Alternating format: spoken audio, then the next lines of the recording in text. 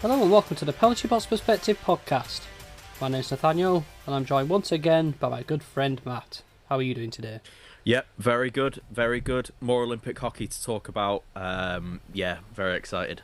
Very excited, mate. Yeah, I'm excited too. We didn't have quite the necessary excitement levels of the first day of hockey. Some results went clearly in the direction we were expecting them to go in. But it's Olympic hockey nonetheless, and some of the actual just skills of the hockey we've seen have been immense. Yeah, for sure. So 4 games in total yesterday.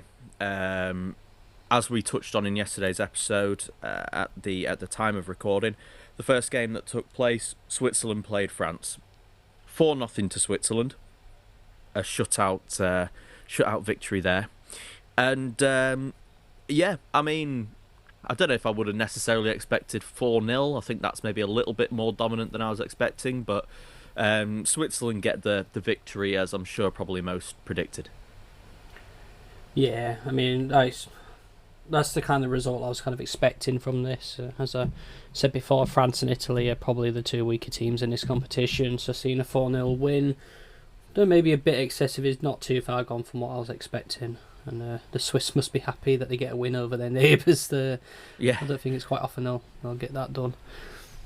No. In any sport. I mean, there isn't really kind of too much to talk on with this one particularly. Timo Meyer, picked up a couple of goals in this one.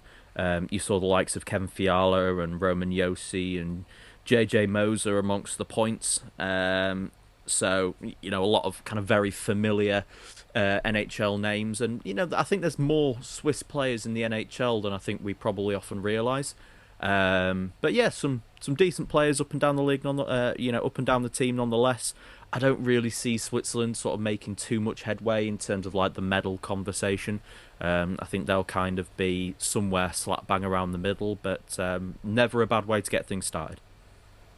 No, it was decent performance for Switzerland. I guess good sort of first game of the day, really, to get the taste buds flowing, especially going into the next game, which I had projected to be a bit closer than it ended up being.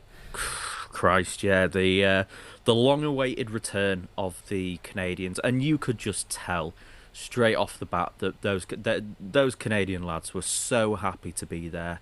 The fans were so happy to see them, and they were playing against a Czechia team who, as we've said, are kind of, probably there with Slovakia as kind of the best of the rest, just outside of those big four nations.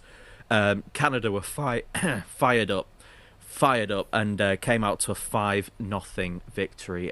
Jordan Binnington making 26 saves and achieving the shutout. Not that...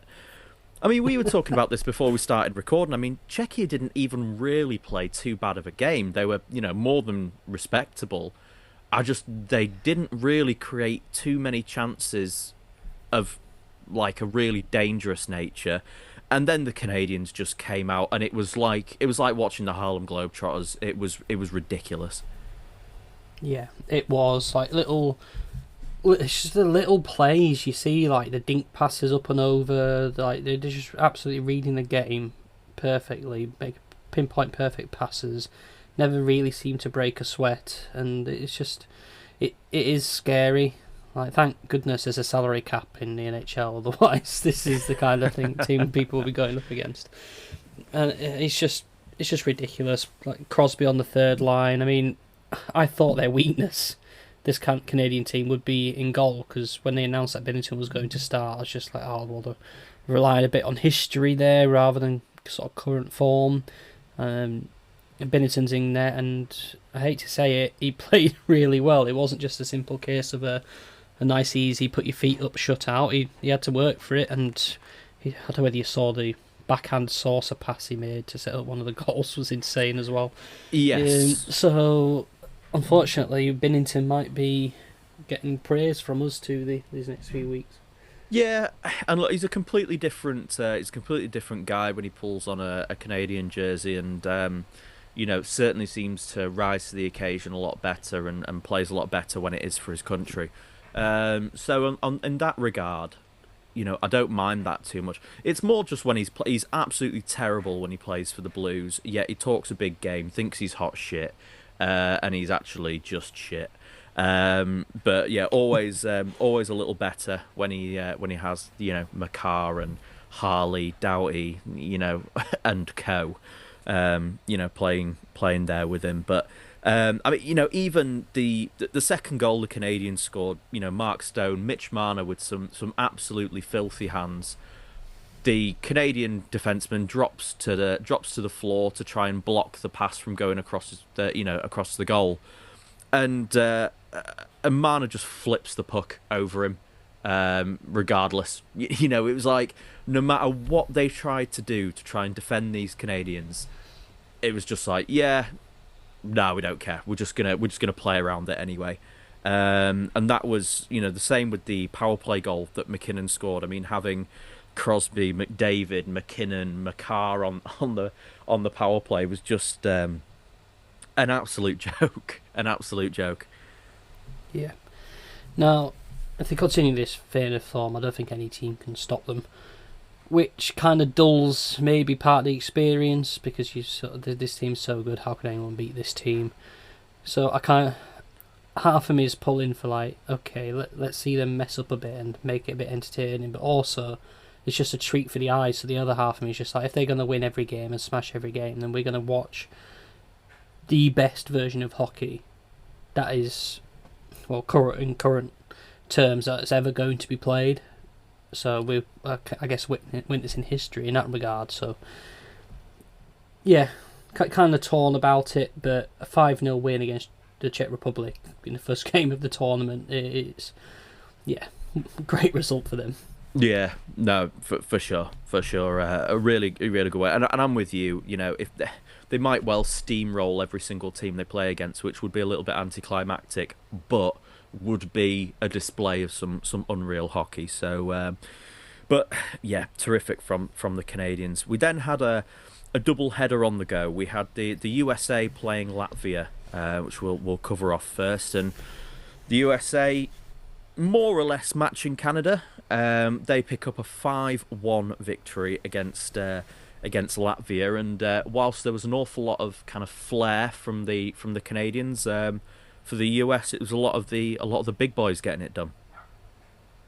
Yeah, tough, gritty performance. I mean, it was a tight first period. They were one apiece going into the second, and before America really started stretching, they're flexing their muscles. But again, like, this is the thing with this American team. They haven't taken Jason Robertson. They haven't taken Cole Caulfield. So that like the two of the top 3 goal scorers in the NHL, American goal scorers, they haven't taken.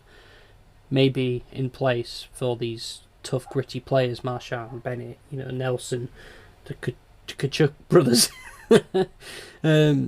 So you have this sort of a gritty team, and it might be the team setup that might be able to beat Canada in a sort of, if you can't match them, do something a little bit different kind of thing. But in terms of this game, it's the result everyone kind of expected. 5-1 victory is nothing to shake out. They'd probably wanted to get a shutout as well, but yeah, that's about it really.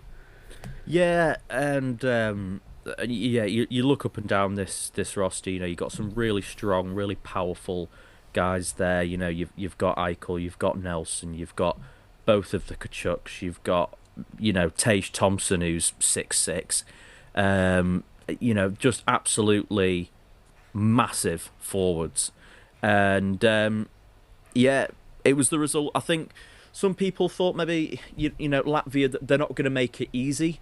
Where they lack in maybe quality, they make up for with kind of like effort, willpower, togetherness, and look, they tried.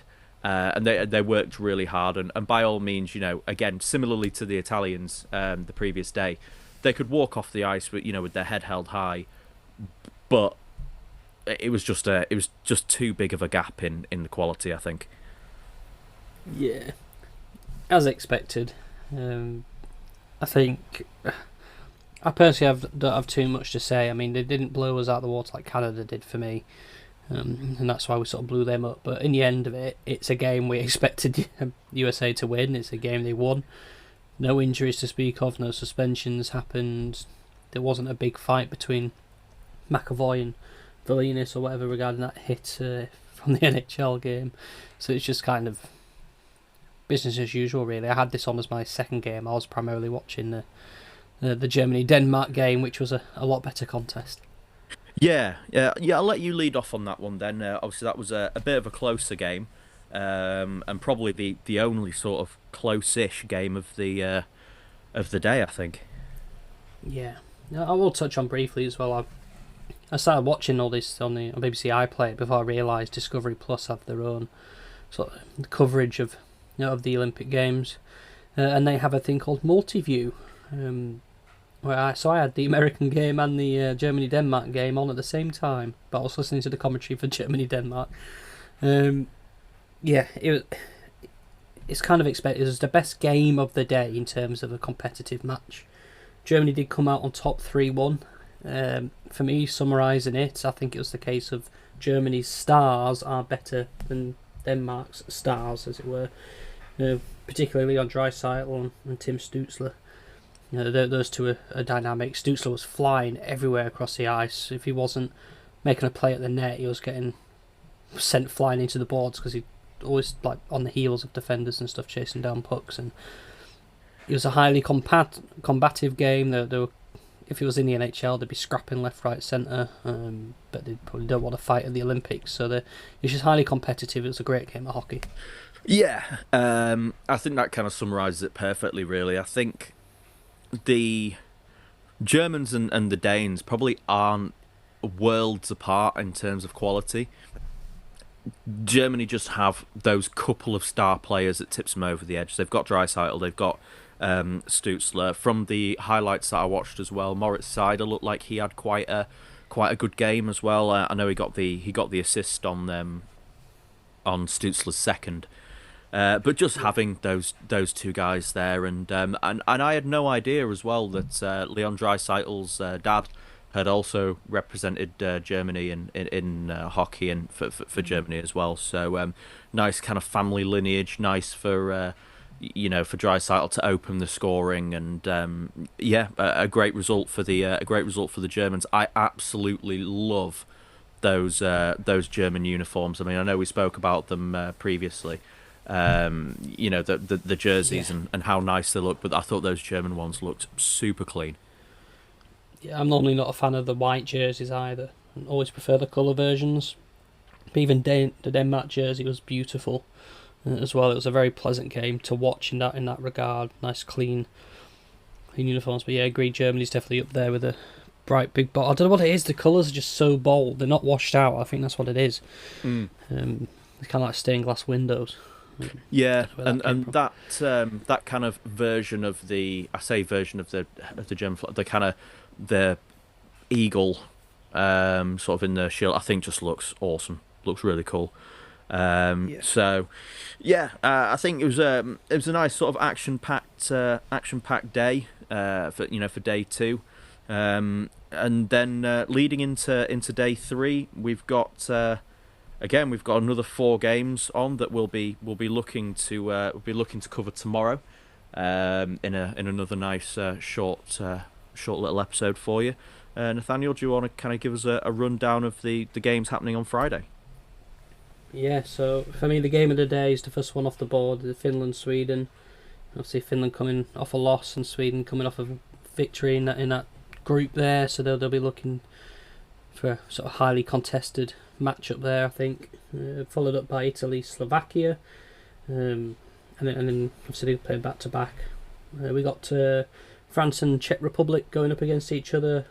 I think Czech Republic will have some business to deal with there, and then followed up probably by your game of the day, Canada-Switzerland at 8 o'clock.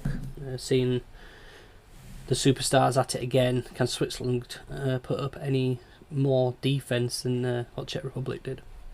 Yeah, be an interesting day. I think there'll certainly be some competitive ones in there. I'm kind of quite interested to see what ends up happening in that Slovakia-Italy game, and kind of seeing how that all unfolds. And again, just seeing if the Canadians can follow up yesterday's performance with something the same. That would be incredible if they did. So no, yeah, really looking forward to that, and just seeing where we go. But yeah, we're kind of getting 4 games a day at the moment, so absolutely loving every sec. Absolutely. Well, let's go and watch some games then. Yeah, absolutely. Right, guys, as always, you can find us on X and Instagram at the PBP Podcast. You can also find us on Gmail if you want to get in touch with us on the show at penaltyboxperspective@gmail.com. And if you want to go give us a 5-star review on either Apple or Spotify as well, that'd be massively appreciated, especially around this time with all of our Olympic coverage. And you can go listen to the podcast in audio format on YouTube as well, where we'll be having some discussions there as well. So, as always, guys, thank you very much for being with us. Enjoy the rest of your days and all of the Olympic hockey on offer, and we will be back with you tomorrow. Take it easy.